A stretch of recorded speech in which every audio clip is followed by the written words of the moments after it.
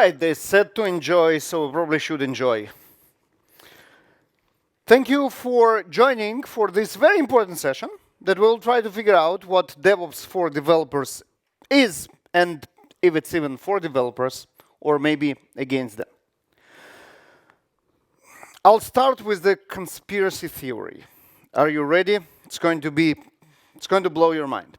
So we'll try to keep it here in like grounded to reality, but who knows? Well, I have a proof though. So hear me out. DevOps is a conspiracy by ops people to make us, the developers, work harder. Who agrees? Well, not enough, because I do have a proof. Okay, I'm going to prove it to you, and then you will all have to agree that this is true. My name is Baruch Sadogursky. I'm J. Baruch on socials, and I'm a developer productivity advocate, hence the t-shirt, with the company called Gradle. And my personal path is I started as a developer many, many years ago, and then spent quite a lot of time doing DevOps-ish things with the company called JFrog that you might have heard about. And now I'm working on developer productivity engineering in another great company called Gradle that you might have heard about. Wrote a couple of books. This particular one is very relevant to our talk. This is my creds that I know what I'm talking about. DevOps tools for Java developers. This is exactly what we're going to talk about. Why we need DevOps tools. Do we even want DevOps tools for Java developers? And what's not. And the liquid software. And that's a book about how we're going to release our software in the future. A little bit of that is already here. So, yeah, the most important slide of this talk is this one, show notes. If you go to speaking.jbaruch, and thank you, Swiss people, for the domain, the slides are already there. The video I'm recording right now, and it's been recorded by the organizers, so redundancy, yay.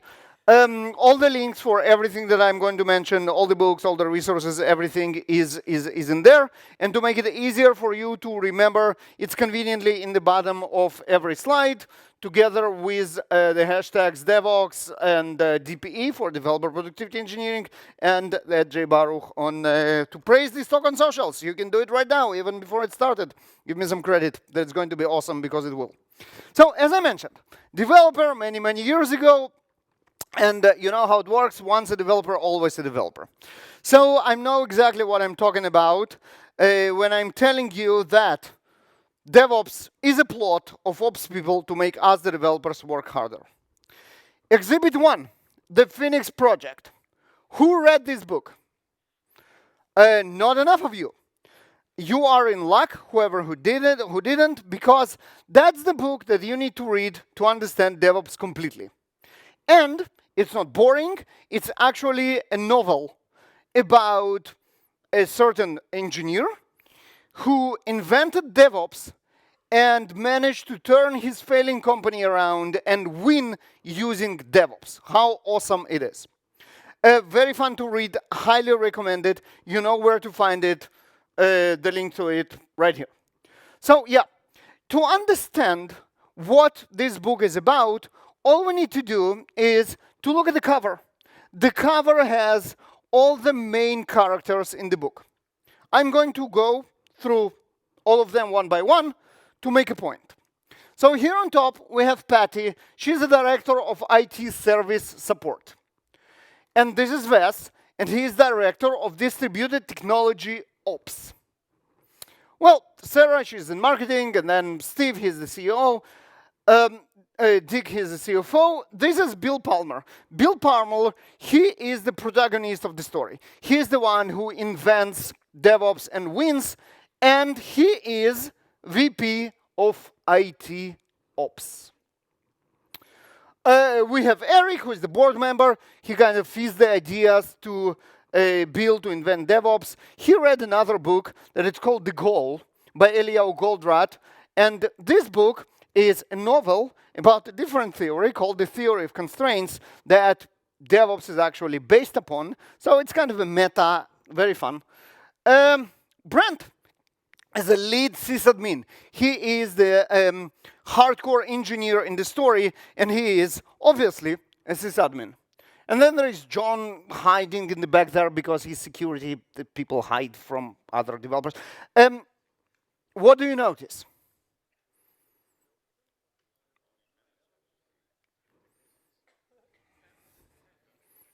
The book is full of ops people who invent a great methodology and then actually win using this methodology.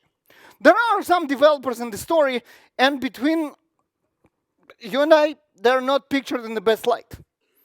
There are the people who kind of drop their keyboard at 5 p.m. and go home and leave the shit that they coded to the heroic ops people to overcome and deploy to production. Exhibit number 2. Who teaches us what DevOps is? If you Google what is DevOps, you will find some very profound results from companies like Amazon, which is an ops platform, or Atlassian, the DevOps company, or GitLab, the CI/CD DevOps in the box, whatever their line is, Microsoft, another ops platform. Who else we have here? TechTarget, they're journalists, Wikipedia, obviously, Synopsys, they do DevOps tools, and then Logs.io, observability, DevOps tools, and then IBM, they also try to have a DevOps platform. Well, this is interesting. Right? I mean, this is very clearly something that ops people really try to push. And the interesting question is why? Why a bunch of ops people decided that they need DevOps, that they need to invent DevOps, and then that they need to actually teach us DevOps? So here is another something that I found.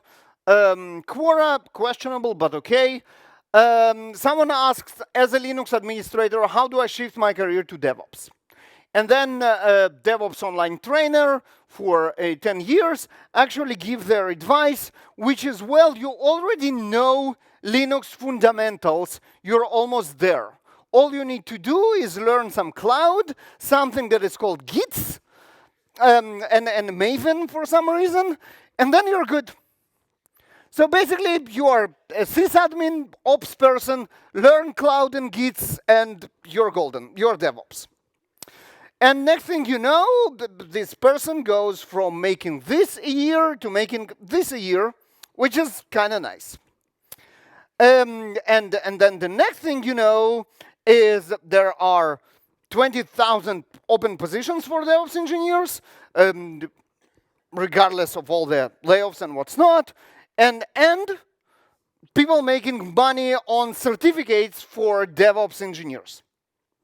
So there is a lot of money involved, which is kind of interesting, but it's not really the reason because no one knew it's going to be that huge. If you ask Patrick Dubois, if you ask people who really kind of came up with the idea and ask them, did you ever thought that it's going to be that huge? No one thought it's going to be that huge. So money cannot be the reason, and we need to ask, once again, why?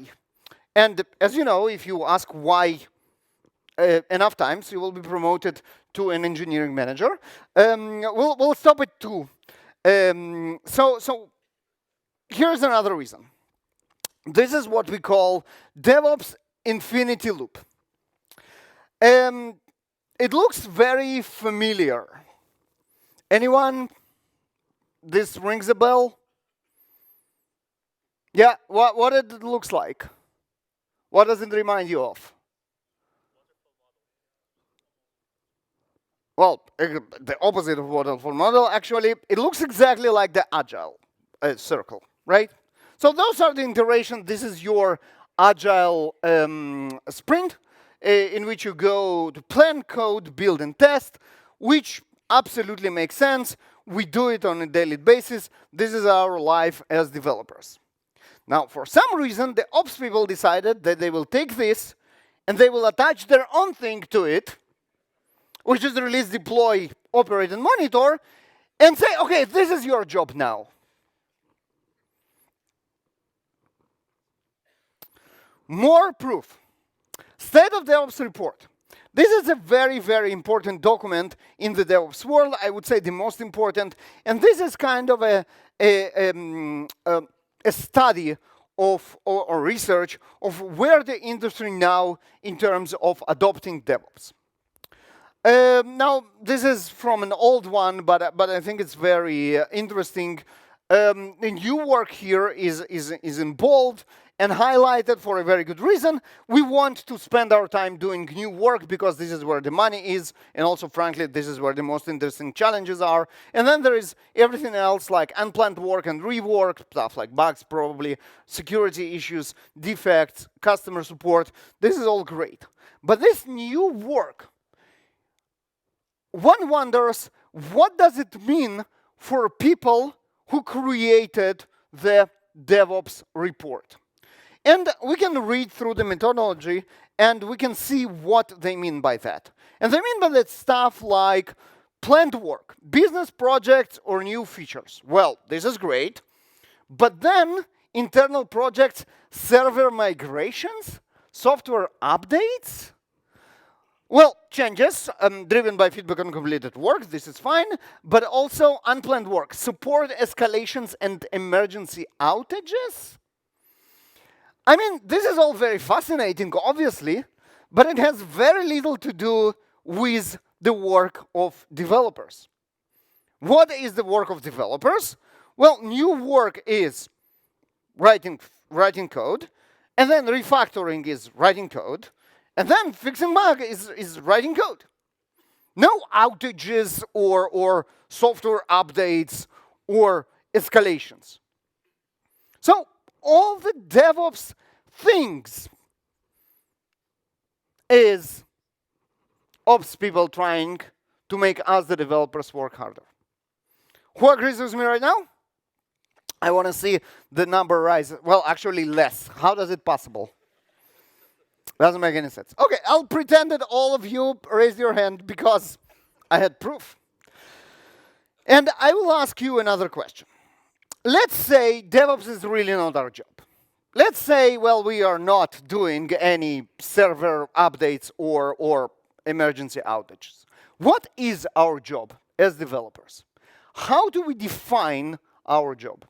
There are obviously many definitions. The one that I really respect is the Manifesto of Software Craftsmanship. There are a lot of questions for the authors and how things are praised, and even the term craftsmanship is problematic, but I think the essence of it is very, very solid. When you look at the items, stuff like not only writing software, but well-crafted software. Do we care about quality? Hell, we are.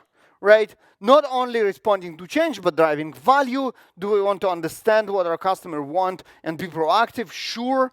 Not only individuals, but community of professionals, of course.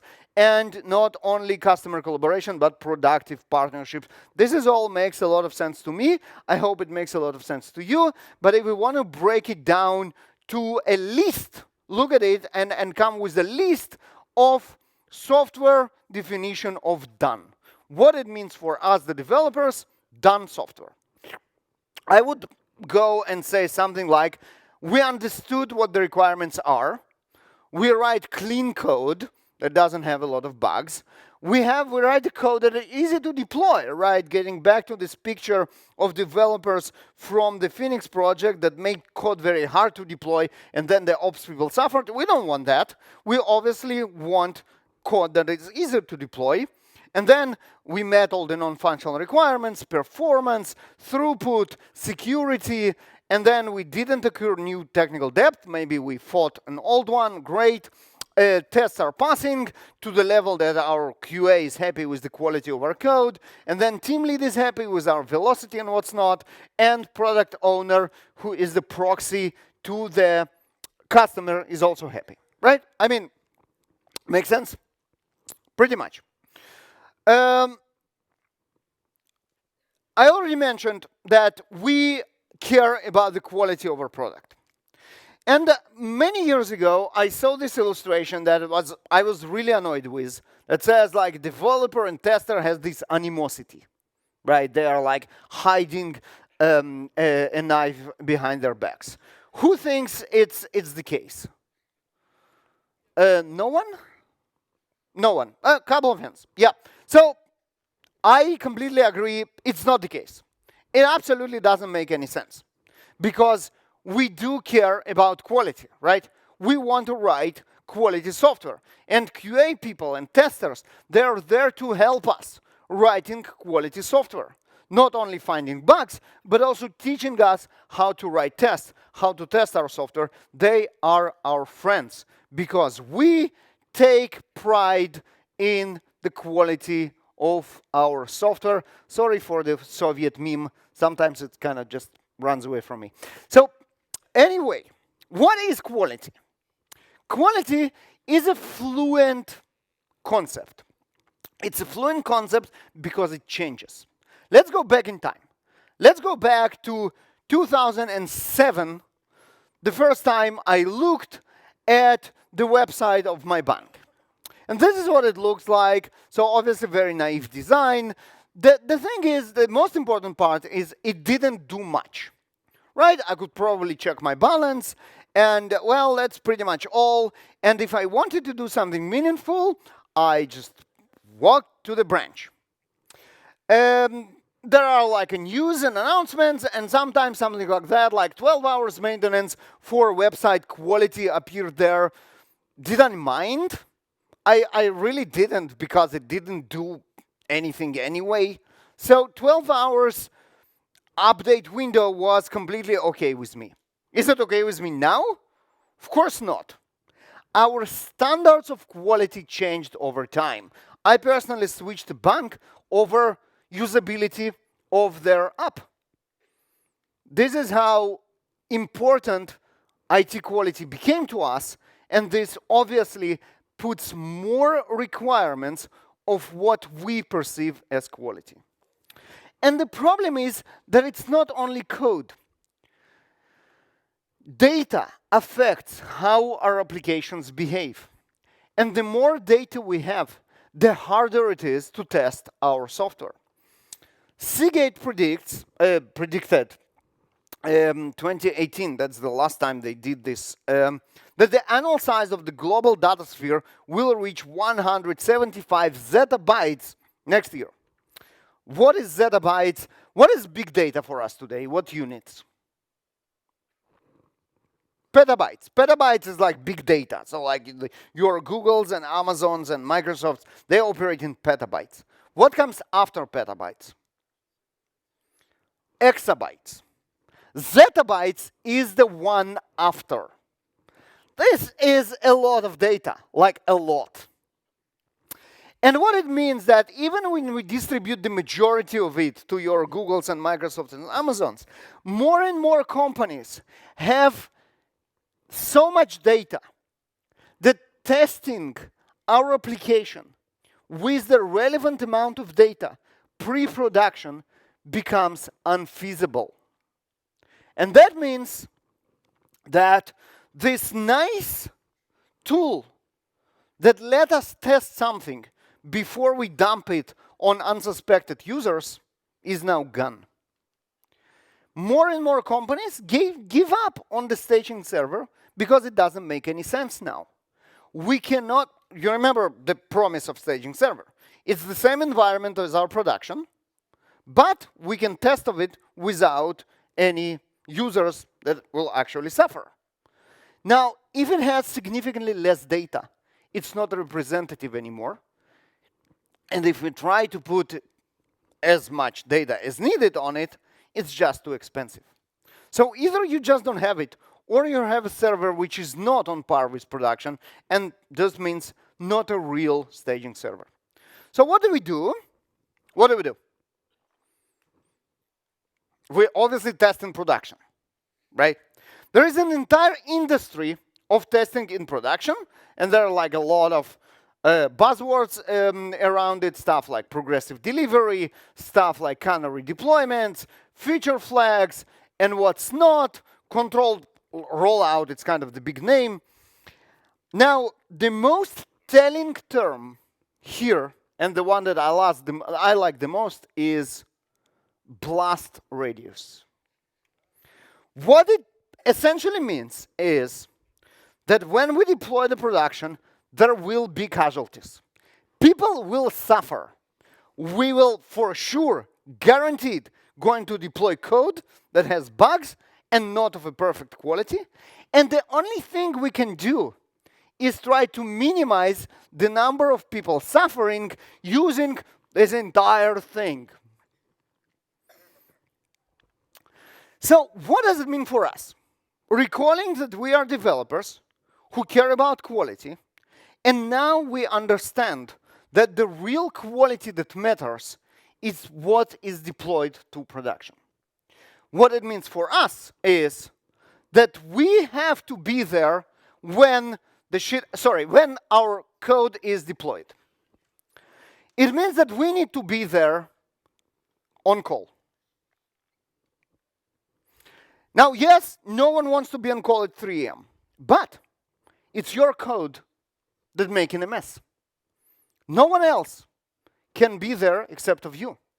And you don't have any way to prevent this mess from blowing up at 3 a.m. in production, as we just spoke. So what it means that we need to fix our code in production is that our code needs to be DevOps ready. Our code needs to be able to perform in the way that those pesky ops people expect it to behave, because it's 3 a.m., blast radius, there are casualties, people are suffering, and we need to fix our shit. Sorry, we need to monitor our product in production. What does it mean to be DevOps ready? This is a term that is very, very tightly coupled with what it's called cloud native, because cloud native was born as a solution for this kind of challenge. So what can we know? What should we do? First of all, it should be absolutely clear how our software is deployed. It cannot be like, yes, we have a pipeline, but also there is one person in the company that knows a secret value for a secret environment variable that they need to go and update after the code is in production. Right? That cannot happen. Stable and fast build. We have a bug, we need to fix it, and then we need to build our software and deploy it. And it should happen very, very fast. Stateless is a nice request because it provides our visibility to scalable, very, very simple. And then fast startup and fast stop. This is critical because now we need to replace a version in production, and for that we need to shut down and then bring new one online as fast as possible. Observability, discovering that our code doesn't work from people's complaint on Twitter is probably not the best strategy. Preferably we know about it beforehand, and we do it with observability. Feature flags, you know what's better than fast replacing something fast in production? Just turning it off with one flag. That's what feature flags allow us as well. Backwards and forwards compatible. Backwards compatible, of course. Now we replaced a module, and new modules should be, and old modules should be able to talk with the new modules, and new modules should be able to talk with the old ones. So obviously, it's very, very important. Event streaming as a part of observability and everything else, right? So in the end of the day, now we as developers are in charge of doing something that serves and helps DevOps and the ops people. So regardless whether we like it or not, this is part of the game. The problem is, it's been more than 10 years. It's been like 15 years now of trying, and developers are still not excited about DevOps. Are still not excited about those requirements, still not excited about being on call at 3 a.m., still not excited of what they perceive as more work out of nowhere. And usually this is how it works. This is how people are kind of shoved into, hey, you need to do DevOps, but obviously that's not how we want to operate. What we want actually is to go from this to this. Funny story. There are no, well, at least I couldn't find a single GIF in the internet that goes from sad to happy. It says something very profound about our society. I have no idea what, but I had to reverse the video to make it happen. What is DevOps? 15 years ago, we had a very stupid Venn diagram that looks like this. No one understood what it means. It made no sense. Something between DevOps and QA. Is it like some people that's supposed to be all of that? That was very strange. Then we progressed to think about DevOps in light of something between people, how they work, and what tools they use. And over time, we got to realization that it's all about productivity. Productive people using productive process and using productive tools to release software in better quality, faster. Now that makes sense, and now we can work with that and implement those pieces. So, productive process, we nailed it. What it's called Empower Teams, it's the teams that have representatives from Dev, Ops, QA, Product, Security. Everybody work together, understand the requirements, implement the pipelines, and then work together. Productive tools, well, kinda, sorta, more or less, we figured that one out as well. What about productive people? How do we make people on those productive teams as productive as possible? The pain is real. Here is so Gradle, we do developer productivity and build tools. Obviously, we do survey that one of the questions is, what is slowing you down? And 90% of IT organizations said that slow build and slow tests are slowing them down. That's not surprising, and it's widespread. I guess you all feel it in that way or another. It's not only that, there are others. Stuff like inability to easily troubleshoot and determine the root cause of build, test, and CI failures, 65%. Or insufficient observability of analytics on build and test performance and the regressions in this performance, failure traits, productivity bottlenecks, almost 60%. There is a lot of suffering when it comes to developer productivity. And once we figured out what DevOps is, why do we need it, and how do we participate in it, stuff like observability on our production systems and progressive delivery, our next frontier is the production systems of our production systems. And that's our development environments. So what we need here is something that will help us as engineers, all of them, Ops, Dev, QA, be more productive. And one of the answers is noise cancelling headphones. The other part of this equation is developer productivity engineering. Developer productivity engineering is an engineering discipline that is built on tenets like eliminate toil for developers, right? So when you need to do something that is there and it's not making you more productive, this is toil and should go away. AI helps us a lot in exactly that, right? So if you need to write documents about the next feature that you are going to do, probably you don't write documents anymore. You write prompts for the documents. And if you still, you shouldn't. But this is kind of example of eliminating toil for developers. Collaborate through effective tooling.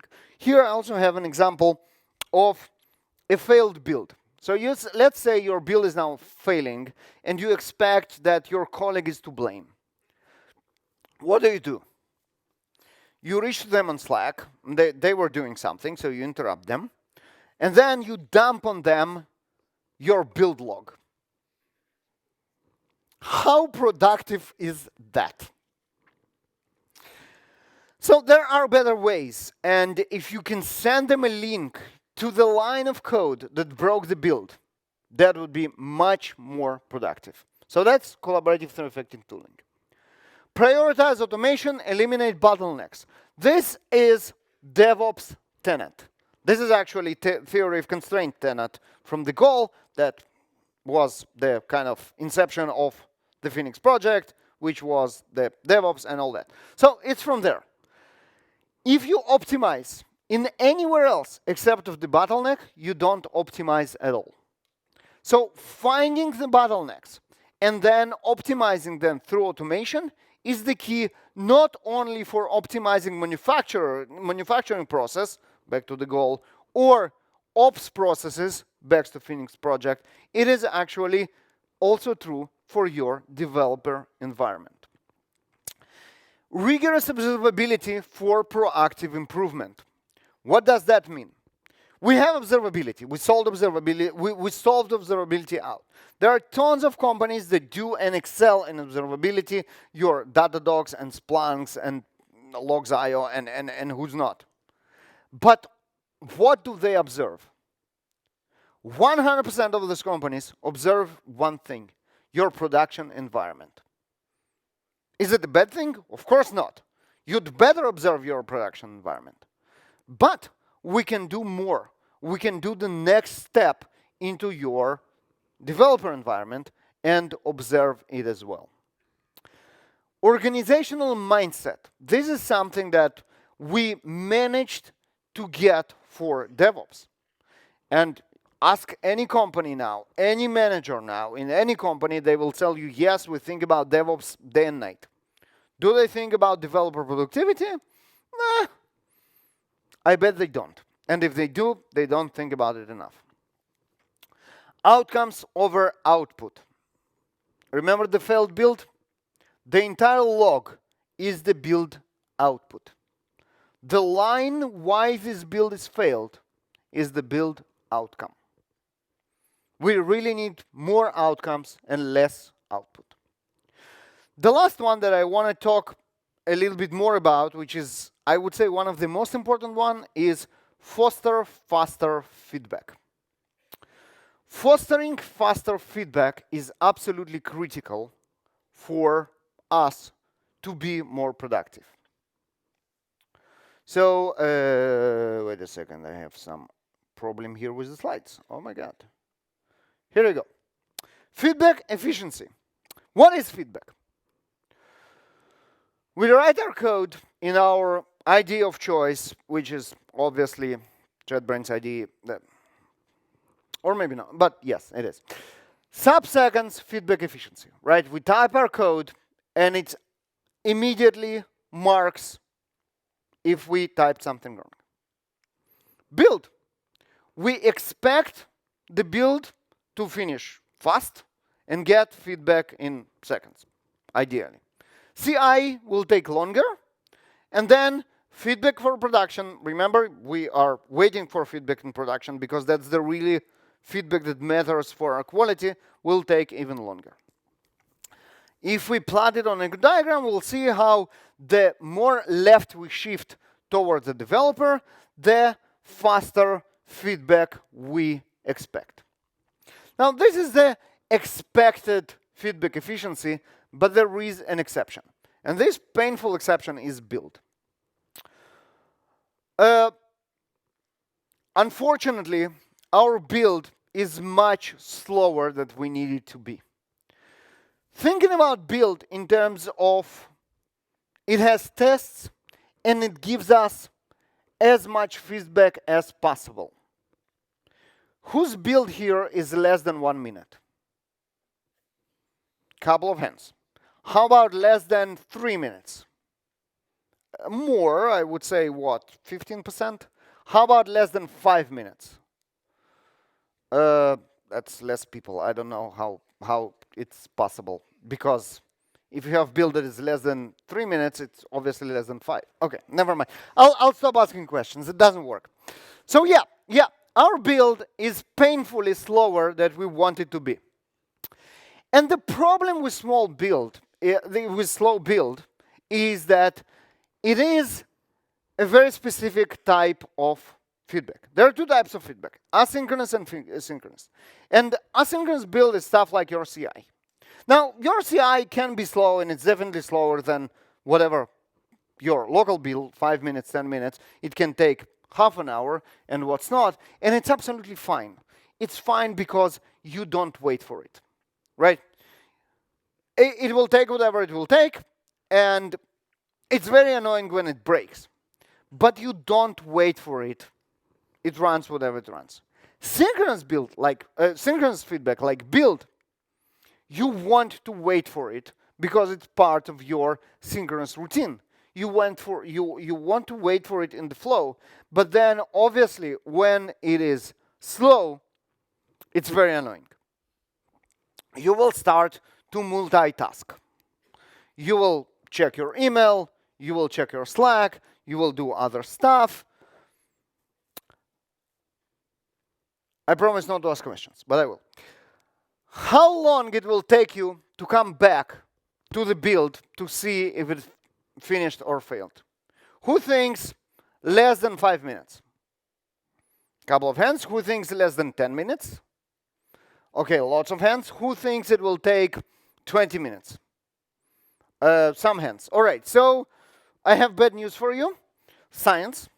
Professor Gloria Marks did a lot of work about attention span, and her findings is that, on average, the time to get back to the task that we were distracted from is 25 minutes. You know what it means? That whoever raise their hands that this build is slower than 1 minute, I have bad news for you.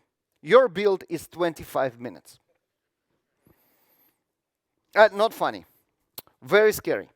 So yeah, build should be extremely fast. Commit line is where synchronous and asynchronous kind of feedbacks break, because after commit, you go and do other stuff. So how can we engineer less context switches? What can we do? First of all, we need to know how long our build is. I asked questions, people answered. If this is your own build, you probably know. If you are a team lead or a manager, do you know how long it takes for your team members to run their build? Maybe yes, but also maybe not. Especially in a remote environment. People working from middle of nowhere, Nebraska, on Starlink, if they're lucky, or like just, I don't know what kind of internet if they're not. How long their build is, who knows?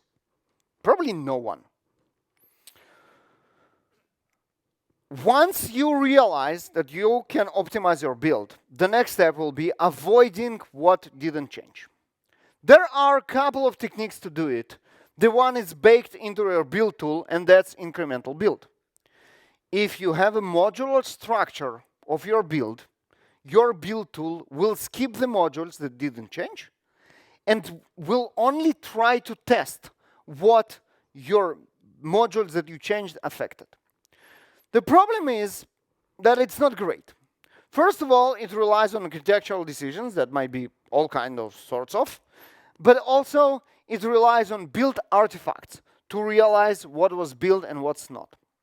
The better alternative to that is caching. Caching actually works always, and it works without relying on architectural decisions, and it can also work for everybody if you use caches that you built to share it with your colleagues, and they don't need to build it as well. Another avoidance technique before I jump to the next one is predictive test selection. Predictive test selection is a machine learning algorithm that will learn which changes of code trigger which tests to fail. And then over time, it will know how to skip tests that are not expected to fail when you change a certain code. it works surprisingly, or maybe not surprisingly, it works very well and saves a lot of build time. Now, what you cannot skip, you need to speed up. And there are ways to speed up your build dramatically right now, today.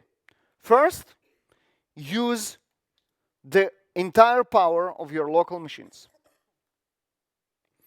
I have an example here on this machine of a build that runs for 2 minutes.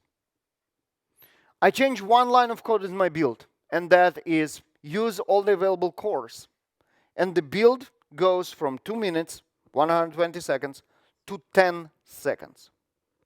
12-time improvement, one line of code, no new hardware, no new techniques, nothing. Just utilizing the entire power of this machine. You know what has more cores than my computer? The cloud. The cloud has infinite number of cores. So if during my local build, I can take my tests, send them to the cloud, parallel them through all the cores in the cloud, not all of them, but some of them, and then collect back the data, I can speed up my build even further. Or maybe not, depends on how many tests I have. But sometimes it really speeds things up. So, and it's not CI fan out, because I'm not doing it for CI. I'm doing it for my local build. It's very powerful. Flaky tests, yes, fight them. They are evil, and they disrupt your build, because tests really should either fail or pass. Both of them are very useful outcomes. Flaky, not passing, and not failing is the worst. And obviously, we spoke about observability and degradations, right? So, what you can do today to improve your developer productivity for absolutely free. Parallel local builds. That's what I mentioned. You just instruct your build to use all your cores. Next thing you know, your build is 12 times faster. Your results might vary, but that's the gist. Local caching. Local caching is available for all the major build tools on the JVM for free out of the box. Just turn it on and use it. Remote caching, free with an asterisk, because you need a caching server that will distribute the caches between the team members. And this is just an HTTP server, that's container that you can spin up, but there is some costs and time involved in that. Build scans. This goes into both observability and effective collaboration through effective tooling. BuildScan is a free tool from Gradle that allow you to monitor the build and share the information about the build with your colleagues as a link to the point of the build that failed or to the point of the test that failed. And you can win prizes for free as well, and that's coming. What your company should pay for? All the books, obviously my books, because I get royalty and your boss is paying, so it's a win-win. Top development hardware. I just gave you the case why you should get the absolute best. If you need to convince your boss to buy you the latest M4 Pro that was released yesterday or something, or will be released in the next week, whatever their presentation is happening, just show them the video. You go there, the video is there. You point them to the second when I mention from 2 minutes to 10 seconds, boom, you get a new laptop. The velocity, that's the tool that I kind of mentioned. This is our offering for doing all the things that we mentioned, including predictive test selection and flaky test detection and a bunch of other cool stuff. And with that, if you scan it, you get to speaker.jbaruch, and there is a test, there is a thing there called the speed challenge. Speed challenge, you can take any project, your project, other people's project, and try to speed it up. If you manage, you get some awesome t-shirts. This, unfortunately, is not available, but we have other cool t-shirts as well. Talk about developer productivity engineering with your colleagues, with your boss, with your team, and this is the next frontier. And AI. DB Handbook, handbook about developer productivity engineering. DB Summit, it's a conference that we ran a couple of weeks ago in San Francisco. We're working on the videos from all our amazing speakers from Netflix and Meta and LinkedIn and Uber and Spotify and who's not. For now, the keynotes are already published, so watch the keynotes. With that, thank you very much. J Baruch everywhere. This is DevOps, and speaking.J Baruch is where you find the video, the slides, all the links. We have 4 minutes for questions. Thank you.